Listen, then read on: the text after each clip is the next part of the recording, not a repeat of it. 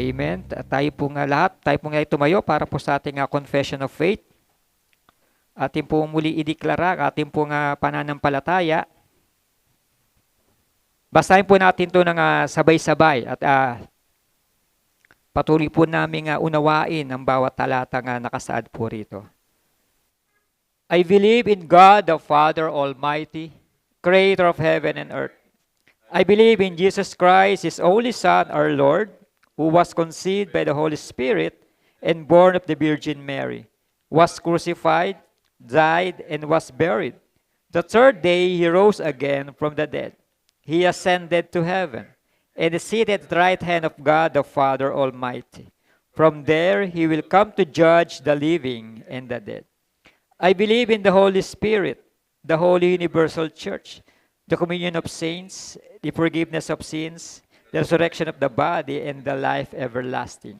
I believe that God is a triune God, expressed in three persons, God the Father, God the Son, and God the Holy Spirit. I believe the Holy Scripture is the Word of God. It has the final word in all matters of faith and practice.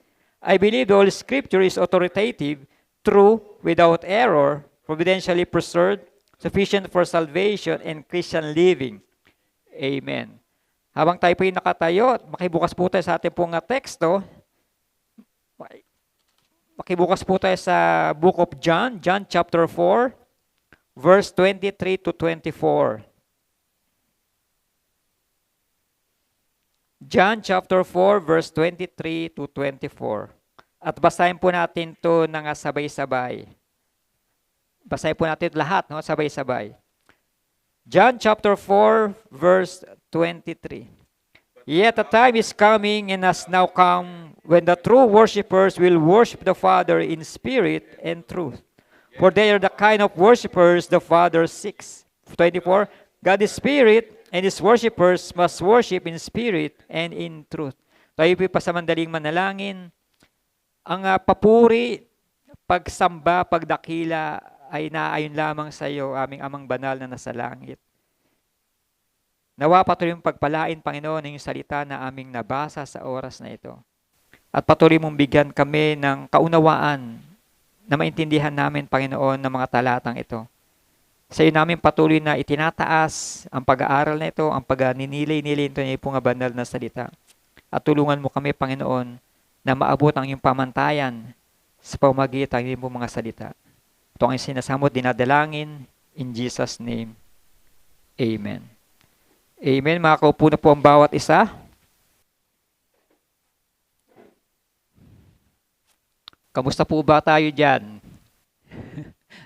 Kamusta po ang bawat isa? At medyo po talaga mainit ngayon, kaya tama-tama po sa Wednesday ay mag-ano po tayo, mag-unwind, no? Mag-ano po tayo, magtampisaw muna po tayo sa swimming pool, no, sa araw po ng Wednesday. No, diyan po sa binasa po natin po sa John chapter 4 po, no, dito po yung encounter po, no, ng isang Samaritana, isang babae, na encounter po siya ng ating Panginoong Jesucristo. At dito po sa chapter 4 po, sa John chapter 4 and following, very theological po yung pag-uusap nito po ni Kristo at nito po babaeng Samaritana. Very theological, ito po ay sumasalamin, no, doon po sa mga nangyari po doon sa kanilang mga ninuno. Nasasalamin po kung ano po yung mga nangyari in the past dito po sa kailang pagkatagpo ng ating Panginoong Jesucristo. At ang kailang po topic is about worship. Yung pagsamba. Yung tinatawag na tunay na pagsamba. No, kaya yung po yung ating pong tatalakayin sa oras po nito is about true worship. Ano po ba yung tunay na pagsamba? Marami nagsabi sa atin kapag pumunta ng simbahan, tayo ay sumasamba na. Kapag ikaw ay nagbasa ng Bible, sumasamba ka na. Kapag ikaw ay tumutulong, ikaw ay sumasamba na.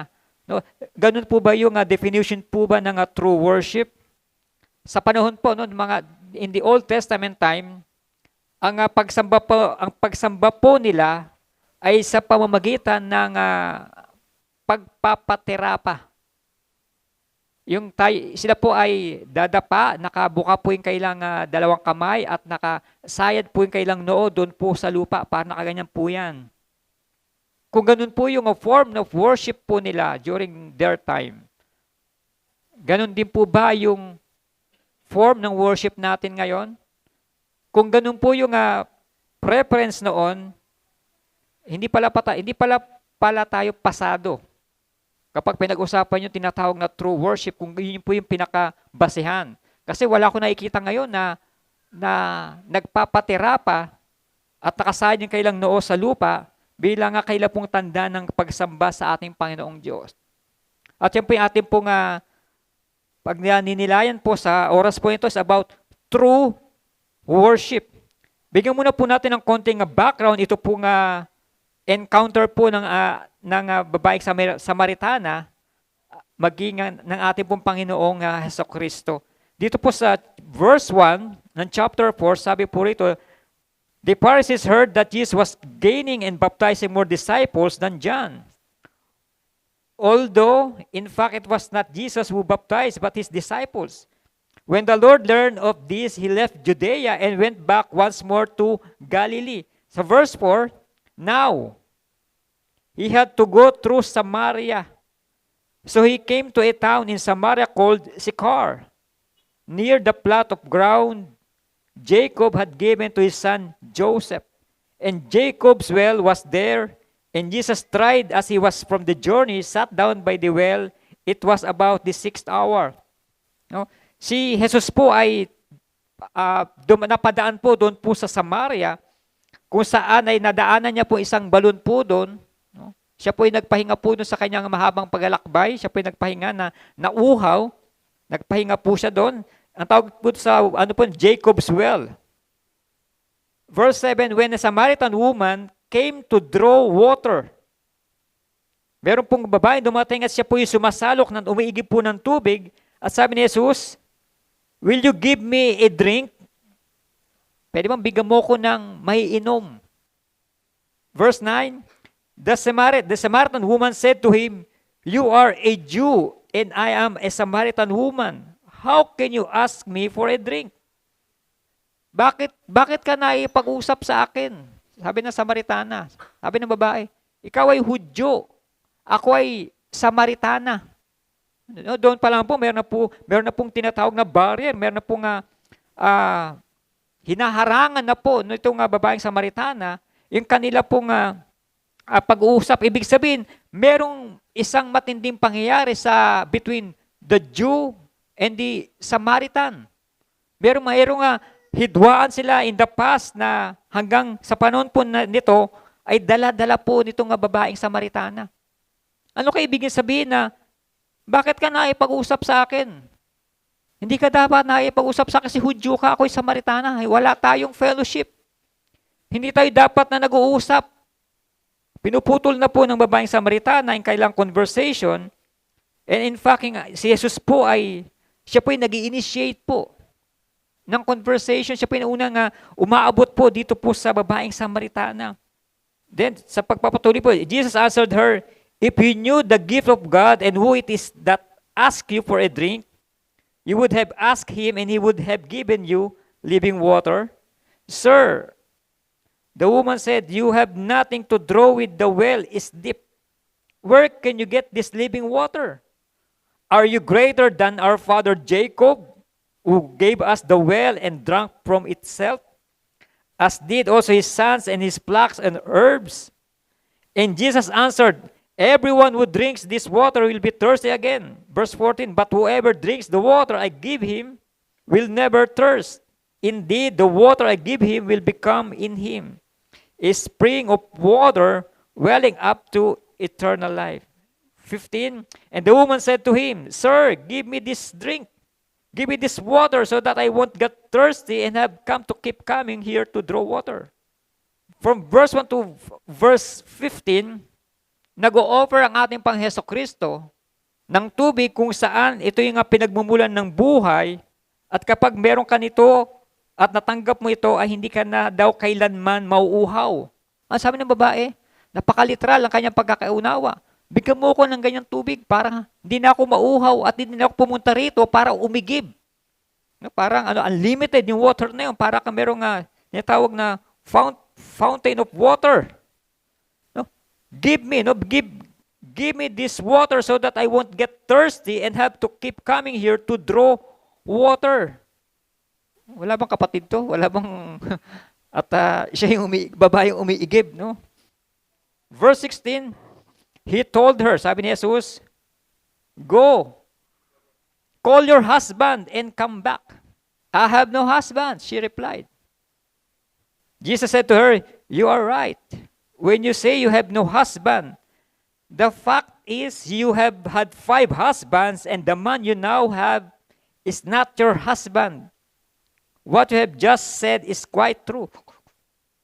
No, dito pa lamang po sa tagpo ito, sa kailan pong pag-uusap ay very theological na po talaga ito.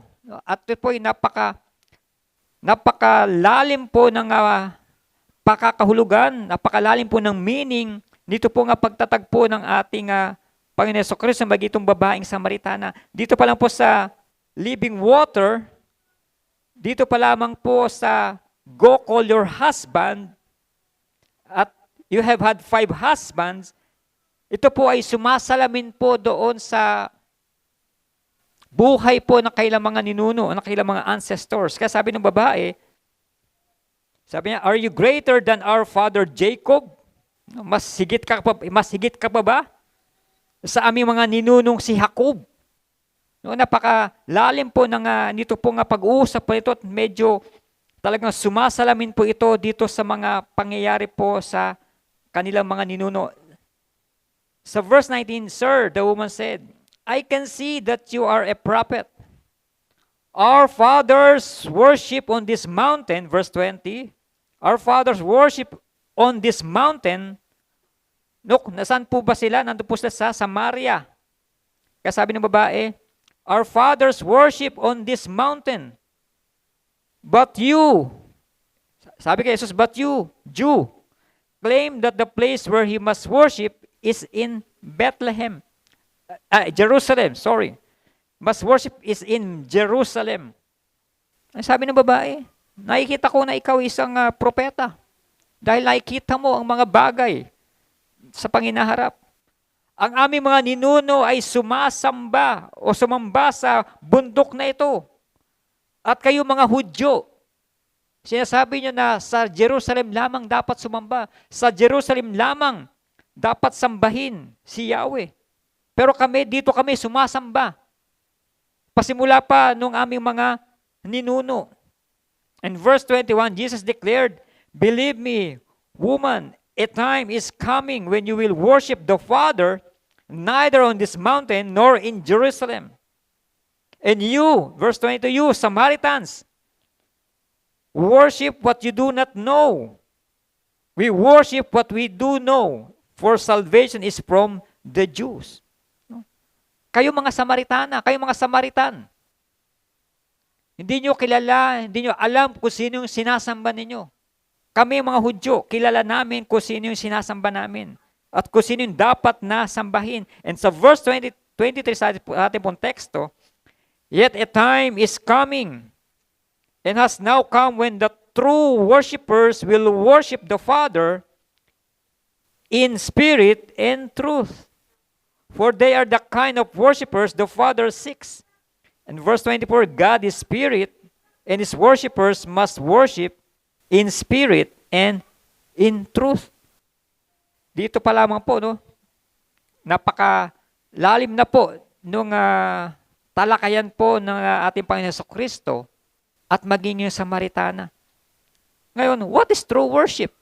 Na sinasabi po dito, ano ba yung tunay na pagsamba? Yung pagsamba po ba natin, tunay po ba yan? Yung ginagawa po ba nating pagsamba na yan po ba yung sinasabi nga tunay na pagsamba na sinasabi ng Biblia, na sinasabi ng ating Panginoong Diyos? Itong Samaritan na woman po nito, ang pinaniniwala lamang po nila yung first 5 books of the Hebrew Scripture. Yung tinatawag na Pentateuch. Genesis, Exodus, Leviticus, Numbers, Deuteronomy. The first 5 books. Yung po nga, first 5 books po ni Moses. Yun lang po yung tinatanggap po nila. And the rest, nire-reject na po nila. No, kaya, bago sa kailang pandinig, bago sa kailang kultura, bago sa kailang tradisyon, itong salita po ng ating Panginoong Jesucristo. Ngayon, tignan muna po natin sa verse 23, sabi po rito, "Yet the time is coming and has now come, when the true worshipers will worship the Father in spirit and in truth. For they are the kind of worshipers the Father seeks." Una po, this the object of worship. The object of worship. Sabi ng babae, dito sa bundok na ito, sumasamba ang aming mga ninuno. Dito sa bundok na ito, kami sumasamba. Una, of course, yung kapag samba po ay may tinatawag na paggalang. Yung tinatawag na tunay na paggalang is word of reverence. Ano po yung the object of our worship should be word of reverence. And sometimes we worship our work, fashion, our bank account, our achievements, material things, possessions. Yung mga icons na tinatawag, mga artists, mga politician, pleasures of life, money, education, certificates, mga achievements. No, sometimes, yan yung wino-worship po natin, yan po yung ating po mga sinasamba. And showing Him reverence and respect by worshiping Him. Yung ating po pagbibigay galang sa ating Panginoong Diyos. Yan po is a form of worship. It's a form of, tinatawag na pagsamba po yan. Yung pagbibigay galang po natin sa ating Panginoong Diyos. And approach God with humility and godly fear. Na ipinapakita natin na karapat dapat na sambahin ang nag-iisang Diyos. Ito na godly fear. May banal na pagkatakot sa Diyos. Hindi lang po word of reverence, but our response for who He is. This is the object of our worship. Our response for who He is. Sino ba itong Diyos na sinasamba po natin? Ang sabi ni Jesus, hindi nyo kilala kung sino yung sinasamba ninyo. Pero kami mga Hudyo, ako bilang Hudyo, kilala namin kung sino dapat sambahin. Ano yung ating response? No? We can express through, like ginagawa po natin, yung ating corporate singing, in prayer, in giving, at maging sa scripture reading, ginagawa po natin, yan po yung pagpapakita po natin po nga tugon, bilang siya po ay Diyos.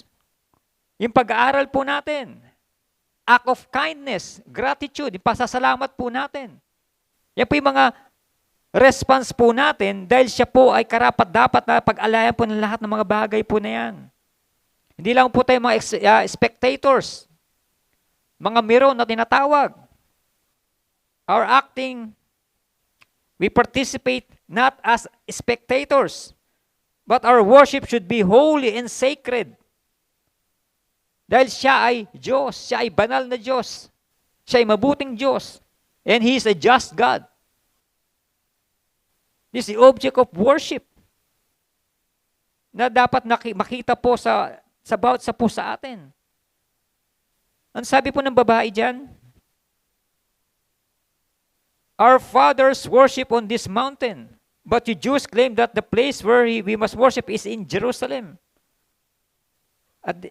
At nag-request yung babae na, give me this water so that I won't get thirsty and have to keep coming here to draw water. Ang sabi ni Jesus, He told her, go, call your husband and come back. I have no husband. Give me that water. No. Go, umuwi ka. Call your husband. Sino ba ito tinutukoy ni Jesus dito na go call your husband? At sabi ni Jesus, you're right when you say you have no husband. Tama ka, wala kang asawa. Pero ang katotohanan, 5 na ang naging asawa mo. At yung kinakasama mo ngayon ay hindi mo asawa. No? Ano po ito? No? Napakalalim po na argumento po ito. Una po, balikan po natin yung tinutukoy po dito ng ating Panginoon Hesukristo na go call your husband. Ang tinutukoy po ng ating Panginoon Hesukristo rito na go call your husbands, okay, umuwi ka. Tawagin mo ang iyong asawa. Wala akong asawa. In fact, you have had 5 husbands. Ito po yung 5 husband na tinutukoy po ng ating Panginoon Hesukristo. Makibukas po tayo sa 2 Kings chapter 17. 2 Kings chapter 17 verse 30 to 31. Ikalawang hari. 17. Tingnan po natin itong tinutukoy ni Kristo na kanyang asawa. 17:30 to 31. Basahin ko po 2 Kings chapter 17 verse 30 to 31. Beginning in verse 29, nevertheless, each national group made its own gods in the several towns where they settled and set them up in the shrines the people of Samaria had made at the high places. Verse 30, the men from Babylon made Sukkot Benot, isa na po yung husband o idol. The men from Kutha made Nergal, and the men from Hamath made Ashima. The Abites made Nibhaz and Tartak, and the Shephrabites burned their children in the fire as sacrifices to Adramelech and Anamelech, the gods of Shepharbim. Yan po yung 5 idols na ginawa po ng mga tao. Yan po yung mga idols kung saan sila po yung nag-pollute po dito po sa Samaria. Si Sukkot Benot, si Nergal, Ashima, Nibhaz and Tartak, and Adramelech and Anamelech. Sila po yung idols na gawa ng tao na tinutukoy ni Kristo, tinutukoy natin Panginoon Hesukristo na naging asawa ng taga Samaria. Ito po yung dumaang mga idols, dumaang mga Diyos-Diyosan sa lugar ng Samaria na inadapt po nila sa dami ng sumakop sa kanila, sa dami ng mga tribong pumunta po sa kanila. Sila po'y na-impluensyahan po ng mga tao po ito, yung mga Babylonians, Cutites, Humatites, Abites, and Shepherbites. No, sila po yung mga grupo po ng mga tribo na gumawa po ng mga Diyos-Diyosan po na yan. Na tinutukoy ni Jesus, go. Tawagin mo yung mga Diyos-Diyosan nyo. Tawagin niyo yung mga pinaniniwalaan yung mga Diyos-Diyosan nyo. Kaya sabi ng babae, no, wala akong Diyos-Diyosan. No? Wala akong asawa. In addition to the 5 male gods na binanggit po natin, si Sukkot Benot, si Nergal, si Ashima, si Nibhaz and Tartak, and Adramelech and Anamelech. In addition to this, the Samaritans also worship a 6th deity. Yung pang-anim, the God of Israel. Isa rin po yung sinasamba po nila, the God of Israel, which is si Yahweh. And so Jesus' statement to the woman, the one you now have is not your husband. Yung ngayon, yung kaharap mo, yung kausap mo nga ngayon, ay hindi mo siya asawa. No? Na ito yung pang-anim na tinutukoy ng ating Panginoon Jesucristo na siya mismo yung tinutukoy niya. The one you now have is not your husband. Yung sabi po ng ating Panginoon Jesucristo, the fact is you have had 5 husbands. 5 na yung nagdaan sa inyo mga Diyos-Diyosan. 5 mga Diyos-Diyosan na yung pinagsilbihan ninyo, pinaglingkuran, sinamba ninyo. And the man you now have is not your husband. At yung kaharap mo ngayon ay hindi mo asawa at hindi mo tinuturing na Diyos mo ngayon, which is our Lord Jesus Christ. And the purpose of worship is to glorify God. Kaya pinapakilala ni Jesus sa kanyang sarili dito po sa babae pong ito. Dito po sa Samaritana po nito. And after that, nung marinig ng babae na yun, ano ginawa ng babae? Di ba, nag-evangelize siya? Pag uwi niya, ipinamalita niya yung encounter niya with our Lord Jesus Christ. Nag-evangelize po siya. Mabuti pa nga itong Samaritana to. Matapos niya makapakinig ng salita ni Kristo, nag-evangelize agad. Ganun po siya ka-eager, no? Na ibahagi yung salita ng ating Panginoong Jesucristo. At pangalawa po, worship God in spirit and in truth. That's verse 24. Worship God not only in spirit, and worship God not only in truth, but worship God in spirit and in truth. Magkasama po ito. Do this simultaneously. And we do not worship in spirit in one setting and in truth in another. Sabay po ito. Magkasama po ito. Hindi po ito pwedeng paghiwalayin. And we do not worship by simply bowing our knees. Nakagaya ginagawa ng mga Pariseo. Hindi lang ito basta tayo lumuluhod. No, hindi po yun. We worship through a heart posture. Sa puso po tumitingin ang ating Panginoong Diyos. Hindi po natin siya pwedeng madaya sa mga ginagawa po natin. Hindi po natin siya pwedeng lokohin sa mga ginagawa po natin. Dahil nakikita niya po yung ating po mga puso. And we worship God based on truth. We worship God based on truth. Yung ating pagsamba, yun po yung nakabase sa katotohanan. Ano ba yung katotohanan? This includes who God is. This is the person of God. Kaya sabi ni Jesus, di ba, you worship what you do not know. We worship what we do know. Kay Paul naman, doon sa Athens, nakalagay doon, to the unknown God. Hindi nila kilala yung Diyos na sinasamba nila. Kaya sabi ni Paul, okay, to the unknown God. Ngayon, ipapakilala ko sa iyo yung Diyos na dapat ninyong sambahin. Ipapakilala ko sa inyo kung sino itong Diyos na ito na dapat ninyong sambahin. The same thing with the Samaritan woman. Hindi nila kilala kung sino yung sinasamba nila. Basta sila pupunta doon sa bundok, sila nag-o-offer, sila sumasamba, pero hindi nila kilala o hindi nila alam kung sino yung kanilang sinasamba. At ngayon pinapakita ni Jesus kung sino ang dapat na sambahin. Hindi yung mga naging asawa ng mga Samaritan. Hindi ito mga Diyos-Diyosan ito. Ito yung mga Diyos-Diyosan na hindi naman tunay na Diyos. At yung kaharap mo ngayon, ito yung tunay na Diyos na dapat mong sambahin. Na dapat mong pag-alayan ng iyong buhay, ng iyong panahon. This includes who God is, the person of God. Because He Himself is the truth. John chapter 14, verse 6, sabi ni Jesus, di ba? I am the way, and the truth, and the life. No one comes to the Father except through Jesus Christ.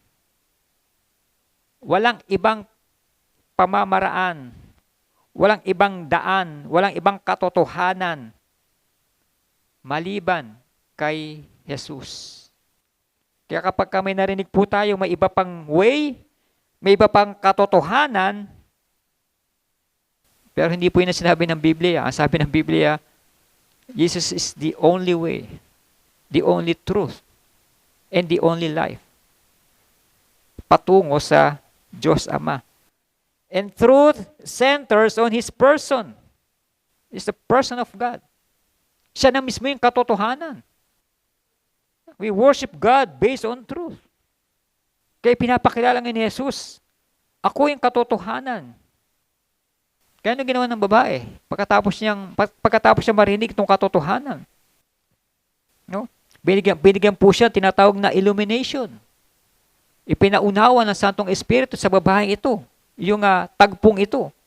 No? Kaya nga po siya nagtatakbo sa kanila at ipinangaral, ipinamalita yung mabuting balita na naihayag sa kanya ng ating Panginoong Jesucristo.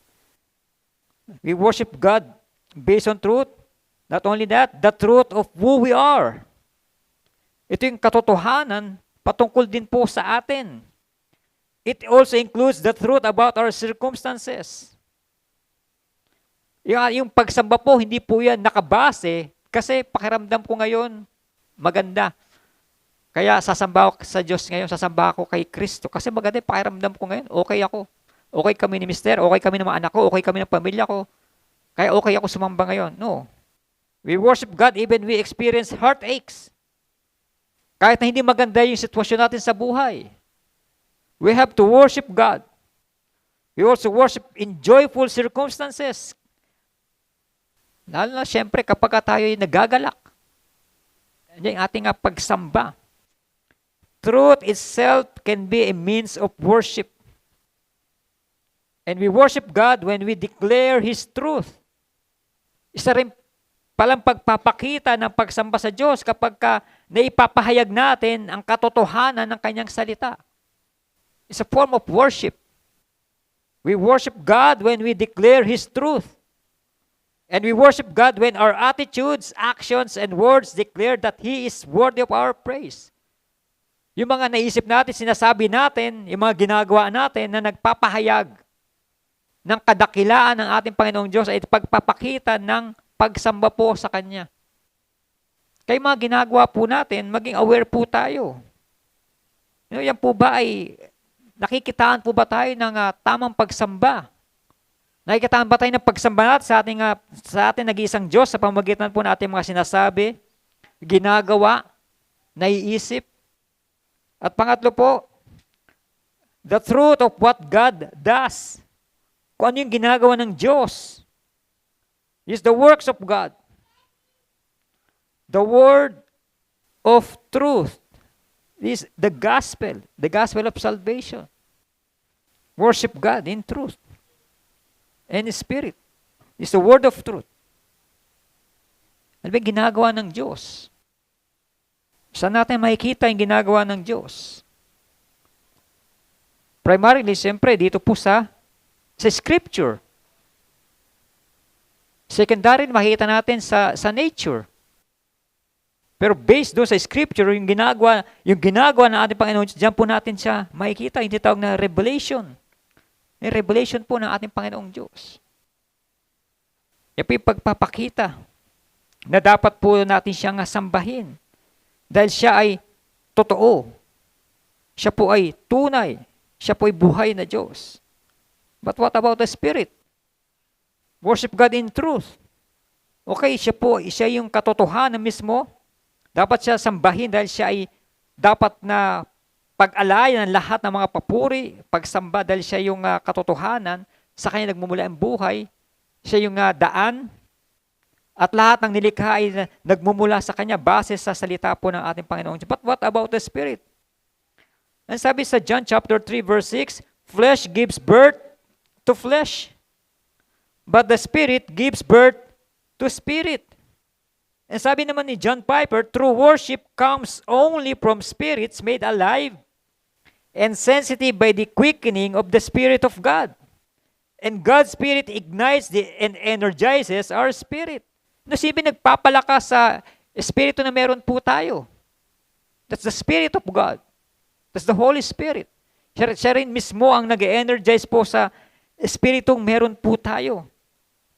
Sabi ng babae, Our fathers worship on this mountain, but you Jews claim that the place where we must worship is in Bethlehem, Jerusalem. Ba't pa Bethlehem mo ng Bethlehem? Maaga pa para mag-December. Ang hirap na rin kapag nagkakaedad, lumalabo na rin ang mata ko. No? We must worship is in Jerusalem. No? Ano ba yung pinaguhugutan nitong babae po ito? Dito po sa Samaritano mukhang meron siya pinaguhugutan. No?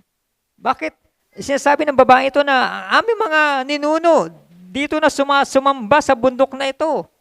Samantalang ang place of worship sa panahon po nila ay sa Jerusalem. Alam na alam po yan ng buong bansa, ng buong syudad, na yung place of worship is in Jerusalem. Pero sila'y kakaiba. Bakit doon sila sa Sabi niya, our fathers worship on this mountain. Ibig sabihin, nandun sila sa mismong paanan ng bundok na ito. Diyan kami sumasamba. Ano ba yung John lang na sinasabi ng babaeng ito, ng itong Samaritana ito? Na ito po yung tinatawag na Mount Gerizim.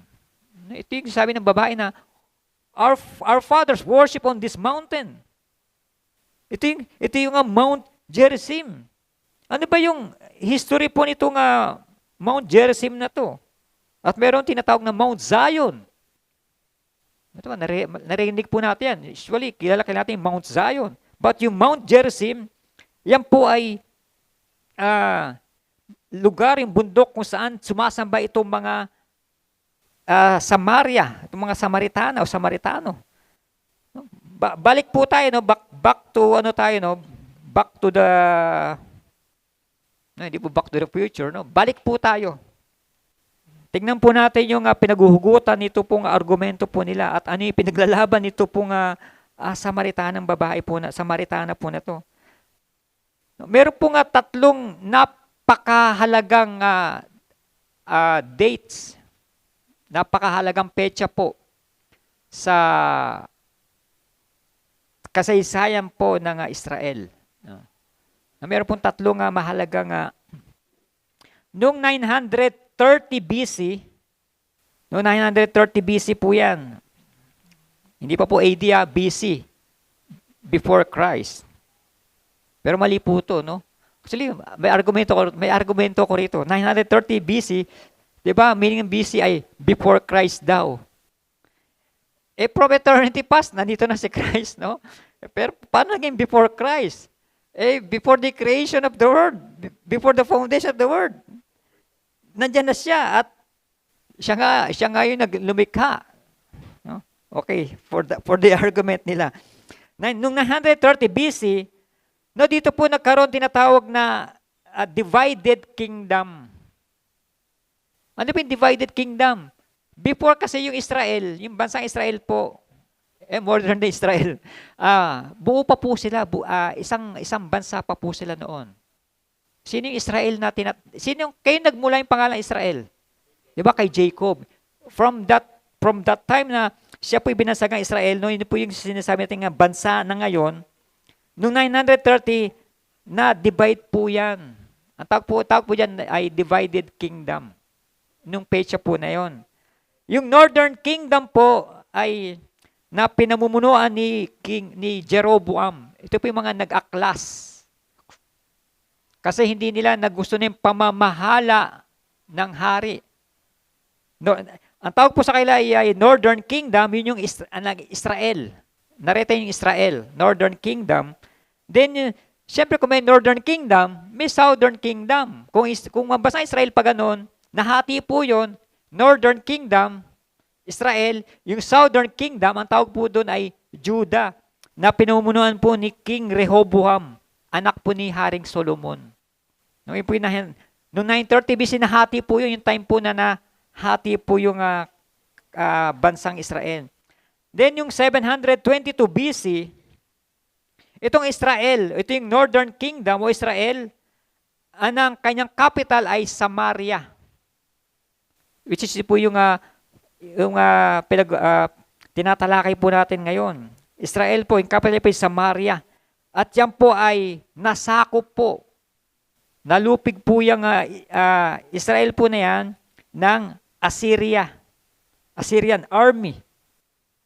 Nilusob sila at sila'y nasakop ng Assyrian army noong 722 BC. Bumagsak po yung Israel at ginawang capital yung Samaria po, diyan po sa Israel, sa Northern Kingdom.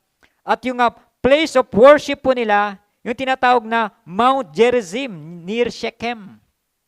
Ngayon sila po nalupig, nasakop po ng Assyrian army. Yung kailan po place of worship ay yung tinatawag na Mount Gerizim, near Shechem. Saan po nangyari po yan? Sa time po ni King Jeroboam. Sa time po ni King Jeroboam.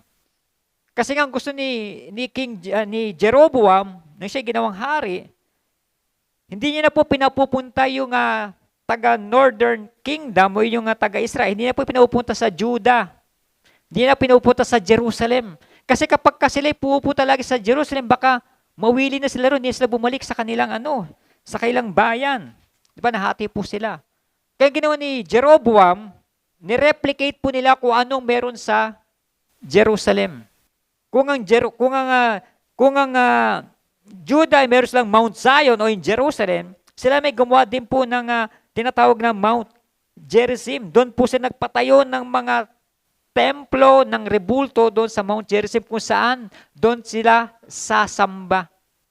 Hindi na pupunta yung mga taong taga-Israel, yung Northern Kingdom sa Southern Kingdom para sumamba, kundi meron na po sila. Gumawa na po sila ng mga iba't iba nilang mga imahe, iba't iba nilang mga rebulto kung saan yung kailangan sasambahin. At yung 586 BC, dito naman po bumagsak naman sa kamay ng Babylonian army itong Southern Kingdom. 586 BC. At yung capital po ng Southern Kingdom, yung tinatawag na Jerusalem.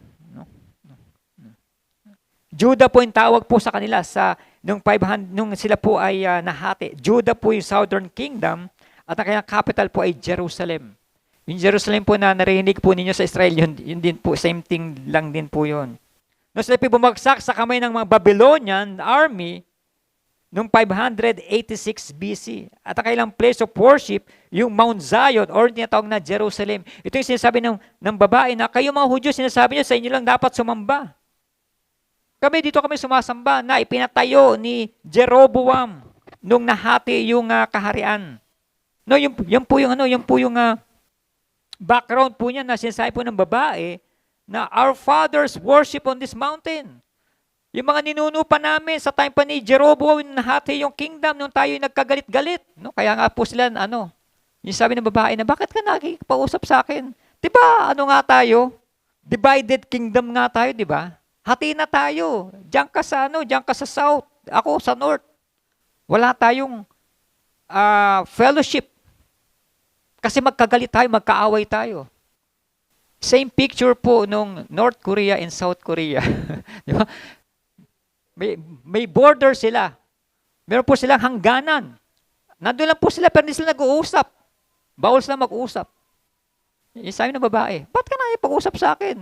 Diba, taga-north, taga-south kayo, taga-north ako eh. Hindi tayo pwede mag-usap kasi magkagalit tayo. Yung mga ninuno natin magkaaway. Hanggang ngayon, hindi pa rin tayo nagkakasundo. No, yun po yung dahilan kung bakit nahati po dahil nga sa sobrang taas ng tax na ipinapataw ng anak ni Haring Solomon na si Rehoboam. Saan nakinig yung anak ni Haring Solomon? Doon sa kanyang mga kaibigan, doon sa kanyang mga tropa. Hindi siya nakinig doon sa mga matatandang pinuno ng templo.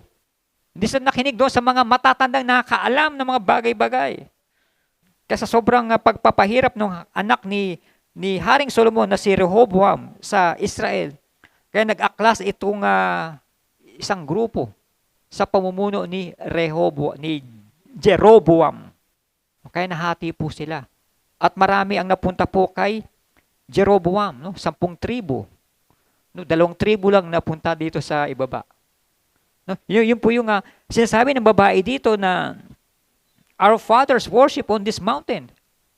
Ang tinutukoy niyang mountain is Mount Gerizim, na punong-puno ng mga temple idols, punong-puno ng mga Diyos-Diyosan. Compare mo doon sa place of worship po talaga nasa Jerusalem. Yung po yung sabi po, the truth of what God does, kung anong ginagawa ng Diyos. And believe me, woman, sabi ni Jesus, a time is coming when you will worship the Father neither on this mountain nor in Jerusalem. Darating ang oras, darating ang panahon, at ito ngayon na ngayon. Hindi mo na kailangan pumunta dyan sa Mount Gerizim. Hindi mo na kailangan pumunta doon sa Jerusalem na sinasabi ng mga Hudyo para sambahin ng Diyos Ama. And in fact, kahit saan pwede tayong sumamba. Pwede natin sambahin ang nag-iisang Diyos. Dito lang ba tayo sumasamba? Kapag sama-sama tayo? It's a form of worship. It's a corporate worship. Hindi lang po nakukontain ang pagsamba natin dito sa lugar po na to. And in fact, yung ating pang-araw-araw na pamumuhay should be a worship for God.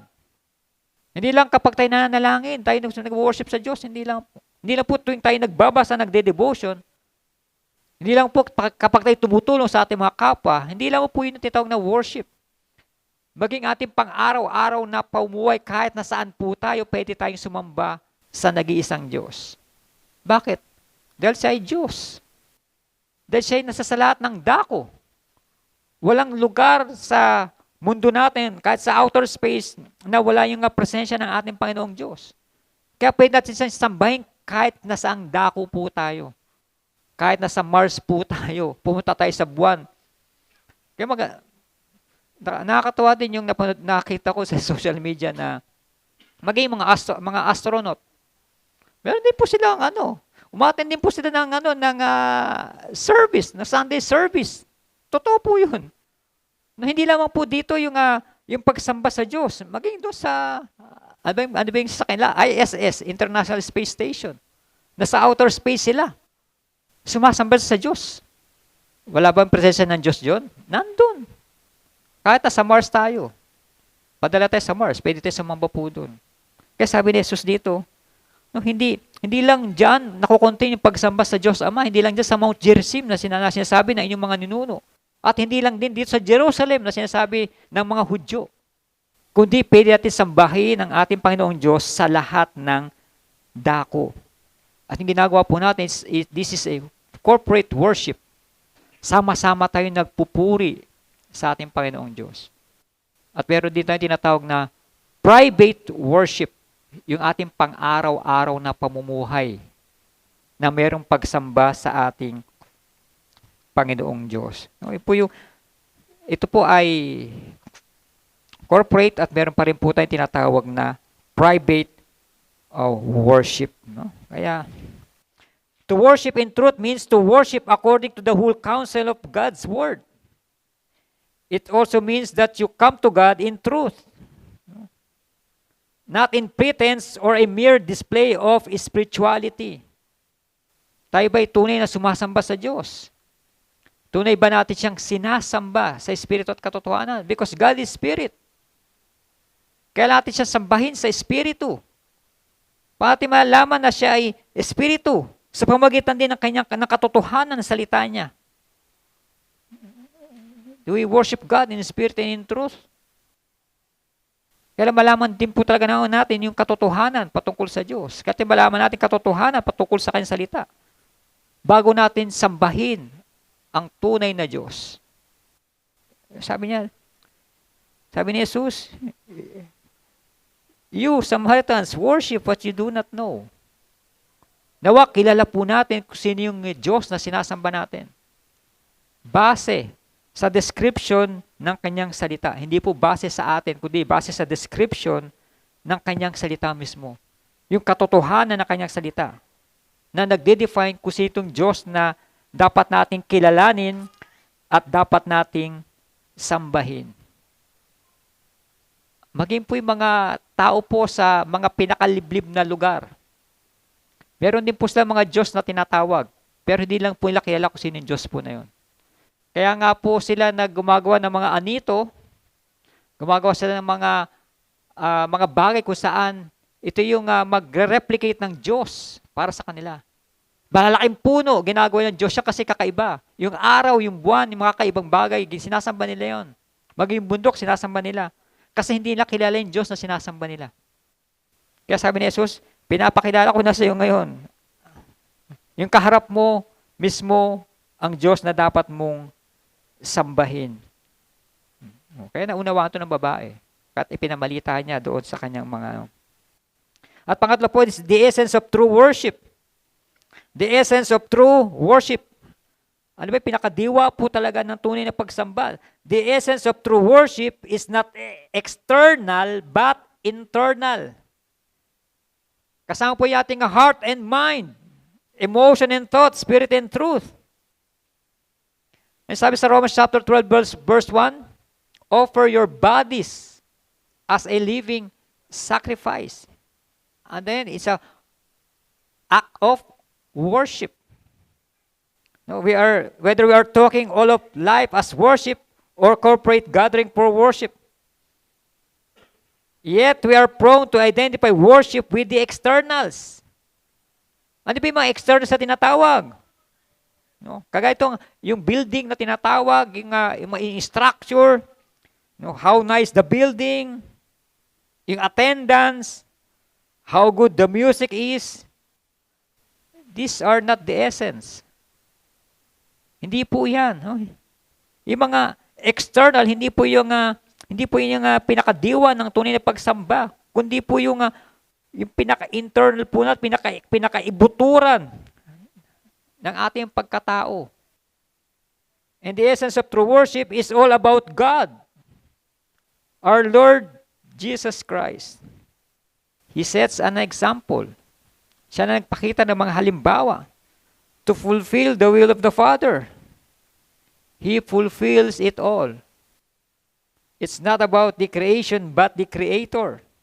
It's not about us, but Him, our God and Savior, Jesus Christ. It's all about God. It's all about Him. Parang naalala ko yung kanta tuloy. It's about you. It's all about you. Yung tunay po na pagsamba, ito po hindi po ito para sa atin. Ito ay para sa Diyos. It's all about our God. Is the essence of true worship. Na dapat nating malaman, dapat nating maunawaan.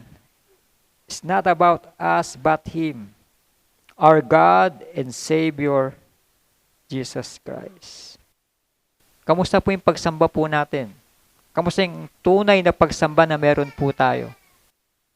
Nababalidate po ba natin yan from Monday to Saturday? Tayo po ba ay lubos na nakakasamba sa Diyos from Monday to Saturday? Meron ba tayong tamang pagsamba from Monday to Saturday? O yung definition lang natin ng pagsamba ay itong Sunday? Nagkakamali po tayo. Yung 7 days a week po natin, 365 days a year, yan po yung pagsamba po natin sa Diyos. Hindi po tayo seasonal worshiper. Tayo po yung mga tunay na sumasamba sa Diyos 366 days in a year. Kumpletuhin ko na po. Hindi po 365, 366 na po para sure. Ang ibig sabihin, yung buong buhay po natin ay buhay po ng pagsamba sa Diyos. And through worship, it is an affair of the heart and focus on the deity of Jesus Christ, rooted in truth, and by the illumination of the Holy Spirit. And true worship is not centered on any of the will of man. It's not what we do or think, but how we do it and think about it. Buhay at kumikilos po yung ating pagsamba. Hindi po ito stagnant, kundi kung paano po natin ito ginagawa sa ating pang-araw-araw na pamumuhay. Nawa, nakita po natin yung tunay na pagsamba na inilalarawan po ng ating Panginoong Hesukristo. Hindi po yung merely traditions. Hindi yung mga nakagawian. Kasi ito na yung nakasanayan eh. Kasi bakit natin babaguhin? Kasi ito na yung nakaugalian natin, nakasanayan natin. No? Kung mali naman, bakit di natin pwedeng baguhin? At kung mali naman, bakit di natin pwedeng ayusin at itama natin according to the Word of God? Is the true worship. Yung pagsamba na ang naitataas po natin ay yung ating Panginoong Hesukristo. Yung ating Diyos ang naitataas po natin sa lahat po ng aspeto ng ating buhay. Tayo pong lahat ay manalangin. Salamat, Panginoong Diyos, sa katapatan, kadakilaan mo sa iyong mga salita. Salamat, Panginoon, sa araw na ito dahil biniyaan mo kami ng itong pagkakataon kung saan ipinakita mo sa amin ang tunay na pagsamba. Hindi lamang ito nakukontain sa isang lugar. Hindi lang ito dahil sa mga traditions na ipinamana sa amin ng aming mga ninuno. Bagkus magkaroon kami ng tamang pagkaunawa kung sino ang dapat naming sambahin. at kung saan kami dapat sumamba. Ikaw ay Diyos na makapangyarihan at hindi ka nako-contain sa isang lugar lamang. Kaya nawa ang mga pagsamba namin ay maging katanggap-tanggap sa iyo, Panginoon. Hindi lamang sa mga oras na ito, hindi lamang tuwing Sunday, kundi maging sa aming mga private worship. Mabigyan ka namin ng kaluguran. Ikaw ang naitataas namin sa lahat ng aspeto ng aming mga buhay. Kaya tulungan mo kami, Panginoon. Ano man ang sitwasyon namin sa buhay, may sakit man kami, malusog man kami, maligaya man kami, malungkot man kami, ay makapagbigay kami, Panginoon, ng glory sa iyo. Ikaw ang maitaas namin sa lahat ng aspeto ng aming buhay. Hindi nalilimitahan ang aming pagsamba dahil kami may sakit. Hindi dapat nalilimitahan ang aming pagsamba dahil kami malungkot. Hindi nalilimitahan ang aming pagsamba dahil kami walang pera, wala kaming pagkain. Ibinigay mo na ang lahat sa amin. Maging ang iyong buhay ay hindi mo ipinagkait sa bawat sa amin. Nawa patuloy nga naming maunawaan na dapat ka naming sambahin dahil ikaw ay Diyos. Kami ay mga nilikha mo na dapat sumamba sa kailang Creator. Kaya salamat, Panginoon, sa salita mo sa oras na ito. At tulungan mo kami, Panginoon, na patuloy na maabot ang iyong pamantayan sa aming pagsamba. Magkaroon kami ng tamang pagkakakilanlan, tamang pagkakilala sa iyo. Makita namin, ipaunawa mo ang katotohanan ng iyong banal na salita upang mas lalo pa naming maunawaan kung paano kami at dapat na sumamba sa isang buhay at tunay na Diyos. Kaya salamat, Panginoon, sa oras na ito. Salamat sa iyong biyaya na patuloy mong ipinaparanas sa iyong mga anak. At salamat, Panginoon, sa mga kapatid ko na patuloy na nagpapagal upang ikaw ay mabigyan ng kaluguran, mapasalamatan, at mabigyan ng papuri. Hindi lang mo sa mga oras na ito, maging sa lahat ng aspeto ng aming buhay. Ang papuri at pagsamba ay nararapat lamang sa iyo, aming Amang Banal na sa langit. Salamat muli, Panginoon, sa isang pribileho na pinagkatiwala mo sa iyong mga anak, upang kami nga, Panginoon, ay malayang makapagnilay-nilay ng iyong banal na salita. At nawa ang salita mo ay patuloy na naging pagpapala sa buhay ng bawat isa.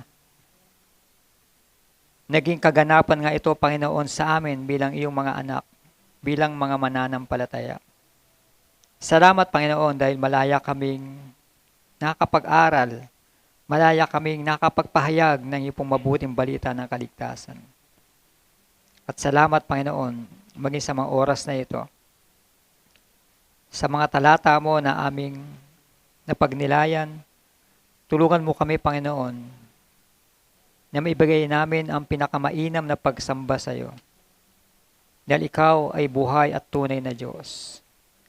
At kilala namin kung sino ang Diyos na buhay na ito. Kilala namin ang aming Diyos na sinasamba. Kaya tulungan mo kami, Panginoon,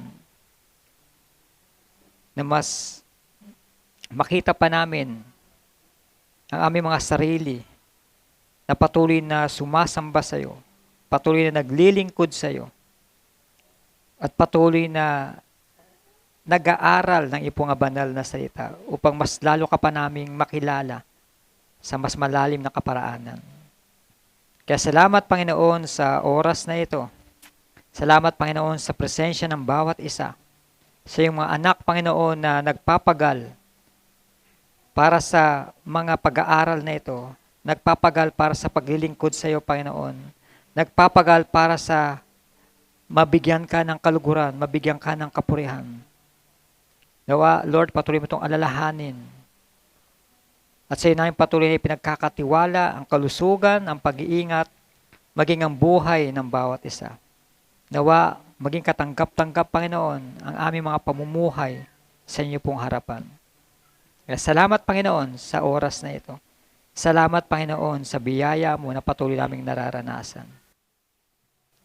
And to Him who is able to keep you from falling, and to present you faultless before His presence with exceeding joy. To the only wise God, our Savior, be glory and majesty, dominion and power both now and evermore. May the grace of our Lord Jesus Christ and the love of God and the fellowship of the Holy Spirit be with you all. Amen.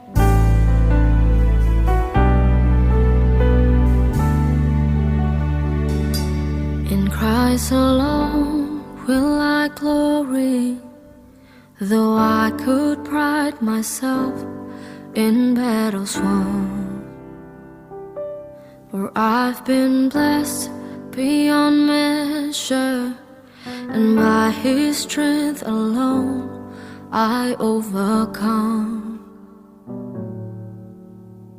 Oh, I could stop and count successes like diamonds in my hands, but those trophies could not equal to the grace by which I stand. In Christ alone I place my trust and find my glory in the power of the cross. In every victory, let it be said of me, my source of strength, my source of hope is Christ alone.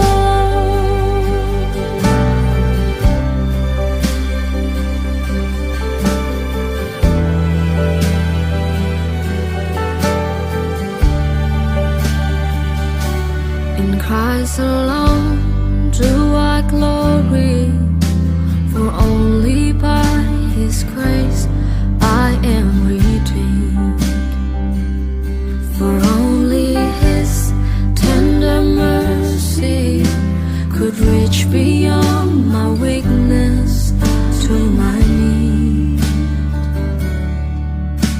And now I seek no greater honor than just to know Him more, and to count my gains but losses to the glory of